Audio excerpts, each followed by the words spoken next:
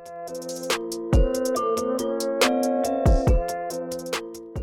हम लोग देख रहे हैं rich dad poor dad book. इस बुक का सबक एक देख रहे हैं। तो पिछले वीडियो में हम लोगों ने देखा कि कैसे इन लोगों के डैडी जो थे, अमीर डैडी, इन लोगों को सिखाते हैं कि बिना पैसे के काम करते रहो, और बिना पैसे के काम करते हुए हमारा दिमाग किस तरह से नई नई अपॉर्चुनिटीज़ को देखता है, पैसे कमाने के नए तरीके ढूंढता है हमारा दिमाग। जब हम लोग बिना पैसे के काम करते हैं तो हम लोगों का दिमाग पैसे कमाने के दूसरे नए तरीके ढूंढने लगता है और नए नए अपॉर्चुनिटीज़ को देखना सीख लेता है। नए अपॉर्चुनिटीज़ को कैसे देख सकते हैं हम लोग और उस पर कैसे काम कर सकते हैं। जब हम लोग एक बार नई अपॉर्चुनिटीज़ को देखना सीख लेते हैं तो फिर हम लोग किसी भी परिस्थिति में अपॉर्चुनिटी ढूंढ लेंगे। तो पिछले वीडियो में हम लोग यही सीखे थे कि कैसे हम लोग बिना पैसे के काम करते हुए नई अपॉर्चुनिटीज़ को देख सकते हैं। और आगे फिर वो लोग 2 हफ्तों तक इसी बात पर सोचते रहते हैं, चिंतन करते रहते हैं। रॉबर्ट कियोसाकी और माइक दोनों जो फ्रेंड थे, ये लोग दोनों बच्चे आपस में 2 हफ्तों तक इसी बात पर विचार करते रहते हैं। फिर दूसरे हफ्ते के शनिवार में क्या होता है, आगे की स्टोरी इस वीडियो में जानते हैं और इस वीडियो से हम लोगों को क्या सीखने को मिलता है ये भी देखते हैं। आइए। दूसरे शनिवार के आखिर में मैं मिसेज मार्टिन से दोबारा गुड बाय कर रहा था और कॉमिक बुक स्टैंड को ललचाई नज़र से देख रहा था। हर शनिवार 30 सेंट ना मिलने में सबसे दुखद बात यह थी कि मेरे पास कॉमिक्स खरीदने के लिए बिल्कुल भी पैसे नहीं थे। अचानक जब मिसेस मार्टिन मुझे और माइक को गुड बाय कर रही थी, मैंने उन्हें एक ऐसा काम करते देखा जो इसके पहले कभी नहीं देखा था। मेरा मतलब है, मैंने इसके पहले उन्हें ऐसा करते देखा तो था, पर उस पर ध्यान नहीं दिया था। मिसेस मार्टिन ने कॉमिक्स के पहले पेज को आधा काटा और उसे संभालकर अपने पास रख लिया। बाकी की पुस्तक को उन्होंने एक बड़े से भूरे कार्डबोर्ड के डिब्बे में डाल दिया। जब मैंने उनसे पूछा कि वे इन कॉमिक्स का क्या करती है, तो उन्होंने कहा, मैं उन्हें फेंक देती हूँ। जब वह नई कॉमिक्स लाता है तो मैं ऊपर के आधे कवर को क्रेडिट के लिए कॉमिक बुक डिस्ट्रीब्यूटर को दे देती हूँ। वह 1 घंटे में आने ही वाला है। माइक और मैंने 1 घंटे तक इंतज़ार किया। जल्दी ही वह डिस्ट्रीब्यूटर आया और मैंने उससे पूछा कि क्या हमें कॉमिक्स मिल सकती है। इस पर उसने जवाब दिया, आपको मिल सकती है अगर आप इस स्टोर में काम करते हैं और अगर आप यह वादा करें कि आप उन्हें दोबारा नहीं बेचेंगे। हमारी पार्टनरशिप एक बार फिर कायम हो गई। ये लोग कॉमिक्स का बिजनेस फिर से स्टार्ट करने जा रहे हैं। ये कॉमिक डिस्ट्रीब्यूटर से बात करके कॉमिक्स ले लेते हैं कुछ शर्तों पर। और होता है, माइक की मम्मी ने बेसमेंट में हमें एक खाली कमरा दे दिया जो उनके किसी काम का नहीं आता था। हमने उसकी सफाई करके उसमें सैकड़ों कॉमिक्स जमा कर ली। जल्दी ही हमारी कॉमिक्स लाइब्रेरी लोगों के लिए खोल दी गई। माइक की छोटी बहन को पढ़ने का बहुत शौक था, इसलिए हमने उसे अपना लाइब्रेरियन बना दिया। लाइब्रेरी में आने और कॉमिक्स पढ़ने के लिए वह हर बच्चे से 10 सेंट लेती थी। स्कूल खत्म होने के बाद हर दोपहर 2:30 बजे से 4:30 बजे तक लाइब्रेरी खुलती थी। पड़ोस के बहुत से बच्चे इसके ग्राहक बन गए थे और वे जितनी कॉमिक्स पढ़ना चाहते थे 2 घंटे में पढ़ सकते थे। यह उनके लिए बहुत बढ़िया सौदा था, क्योंकि एक कॉमिक्स की कीमत 10 सेंट होती थी और 2 घंटे में वे 5 या 6 कॉमिक्स पढ़ लेते थे। तो इस तरह से ये लोग कॉमिक्स लाइब्रेरी का बिजनेस स्टार्ट कर देते हैं। यही होता है ना कि जब हम लोग बिना पैसे के काम करते, यही चीज़ सिखा रहे थे कि ये लोग बिना पैसे के उस स्टोर में काम कर रहे थे, लेकिन जब इन लोगों को कॉमिक्स दिखता है और तो इन लोगों के दिमाग में एक बिजनेस आइडिया आ जाता है। जो कॉमिक्स वो लोग फेंक देते थे, जो उनके किसी यूज़ का नहीं था, तो उस कॉमिक्स से यानी कबाड़ से उन्होंने बिजनेस स्टार्ट कर दिया। जो कॉमिक्स उनके किसी यूज़ का नहीं था, उन कॉमिक्स को ये लोग जमा करते हैं, एक रूम लेते हैं, एक कमरा लेते हैं माइक के घर पर ही, और उस कमरे की साफ़ सफाई करते हैं और वहाँ पे सैकड़ों कॉमिक्स रख देते हैं। और जो माइक की बहन थी उसको लाइब्रेरियन बना देते हैं। वो वहाँ पे आते बच्चे आते थे, 2 घंटे के लिए खुलता था वो लाइब्रेरी। 2 घंटे के लिए 10 सेंट देते थे बच्चे और 5 या 6 कॉमिक्स पढ़ लेते थे। तो बच्चों के लिए भी अच्छा सौदा हो जाता था, क्योंकि 10 सेंट में 1 कॉमिक्स मिलता था और यहाँ पे वो लोग 10 सेंट में 4-5 कॉमिक्स पढ़ लेते थे।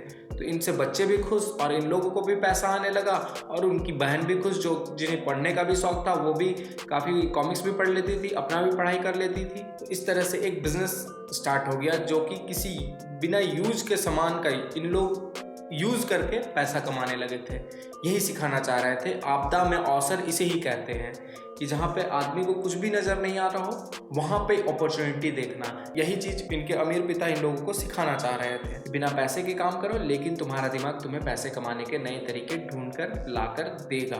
तो आगे क्या होता है, माइक की बहन लौटते समय बच्चों की तलाशी लेती थी और यह देख लेती थी कि वे अपने कपड़ों में कॉमिक्स छुपा कर तो नहीं ले जा रहे हैं। वह इस बात का रिकॉर्ड भी रखती थी कि हर रोज कितने बच्चे आए, उनका नाम क्या था और उनके सुझाव क्या थे। माइक और मुझे 3 महीने तक हर हफ्ते $9.5 का औसत लाभ हुआ। हमने उसकी बहन को हर हफ्ते $1 का भुगतान किया और उसे मुफ्त में कॉमिक्स पढ़ने का फ़ायदा भी दिया। हालांकि वह कॉमिक्स कभी कभार ही पढ़ती थी क्योंकि वह हमेशा अपनी पढ़ाई में लगी रहती थी। तो ये लोग $9.5 का औसत लाभ होता है इन लोगों को। एक डॉलर उनको दे देते हैं तो समझिए $8.5 या $8 भी मान के चलिए।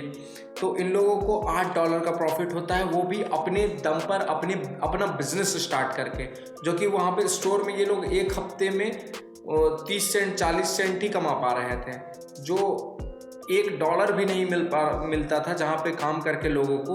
वहाँ पे ये लोग $9.5 का रेवेन्यू जनरेट कर देते हैं एक हफ्ते में ही। इन लोगों को बहुत अच्छा चीज़ सीखने को मिलता है। इस तरीके से हम लोगों को भी सीखना चाहिए।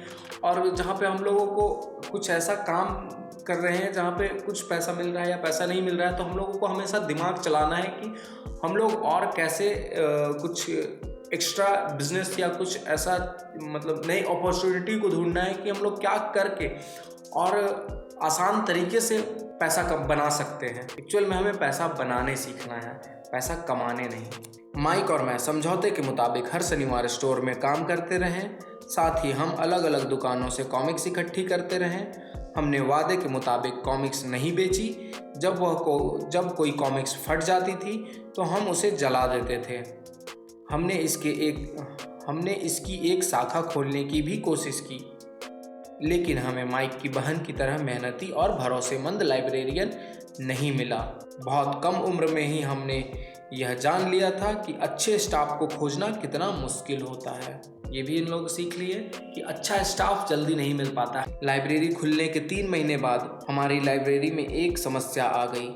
दूसरे मोहल्ले के कुछ गुंडे अंदर घुस आए और उन्होंने झगड़ना शुरू कर दिया। माइक के डैडी ने सुझाव दिया कि हम अपना यह कारोबार बंद कर दें।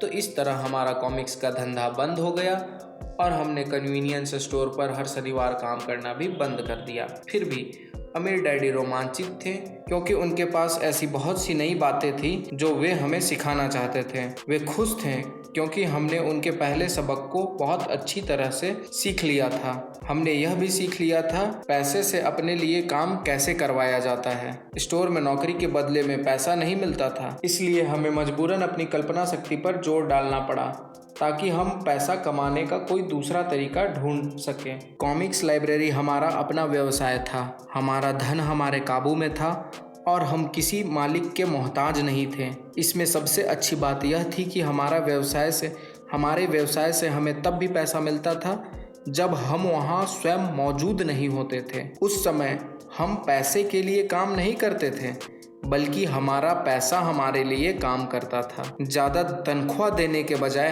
अमीर डैडी ने हमें इतनी बढ़िया नसीहत दे दी थी। तो ये अपने अमीर डैडी के बारे में बताते हैं कि वो हमें पैसा नहीं दे रहे थे, वो हमें ज़्यादा सैलरी देने के बजाय इतनी अच्छी बात सिखा दिए कि हम लोग वहाँ पे मौजूद भी नहीं थे और एक ऐसा बिज़नेस स्टार्ट कर दिए हम लोग जहाँ पे हम लोग मौजूद नहीं होते हैं। जैसे बहुत सारा ऐसा बिज़नेस होता है जहाँ पे हम खुद नहीं हैं, फिर भी वो बिज़नेस हमारा चल रहा है और हमारा पैसा बन रहा है। तो ऐसा बिज़नेस ये लोग खुद के क्रिएटिव माइंड से सोचकर कल्पना शक्ति पर जोर देकर या अपने क्रिएटिव माइंड पर जोर दे करके एक ऐसा बिज़नेस ये लोग इस्टेब्लिश करते हैं या शुरू करते हैं। उस बिज़नेस से ये लोग सब कोई प्रॉफिटेबल भी होते हैं। और वो बिज़नेस कहाँ से शुरू होती है? उस कॉमिक्स से शुरू होती है जिसे वो कॉमिक्स डिस्ट्रीब्यूटर फेंक देता है या दुकानदार फेंक देते हैं, उसे ये लोग यूज़ करके उससे पैसा बनाने लगते हैं। सबके लिए फ़ायदा भी होता है, जो वहाँ के कस्टमर होते हैं उनके लिए भी फ़ायदेमंद होता है, इनके लिए भी फ़ायदेमंद होता है, और जो ये लोग स्टाफ रखते हैं उसके लिए भी फ़ायदेमंद होता है। हर किसी के लिए फ़ायदेमंद होता है। ऐसा बिज़नेस ये लोग बनाते हैं। ना कि अपने फ़ायदे के लिए किसी का नुकसान करते हैं। ये लोग हर किसी के फ़ायदे के लिए एक बिज़नेस बनाते हैं और बहुत अच्छा बिज़नेस बनाते हैं, और ये लोग वहाँ पे नहीं होते हुए भी इनका बिज़नेस इन्हें पैसा बना करके देता है।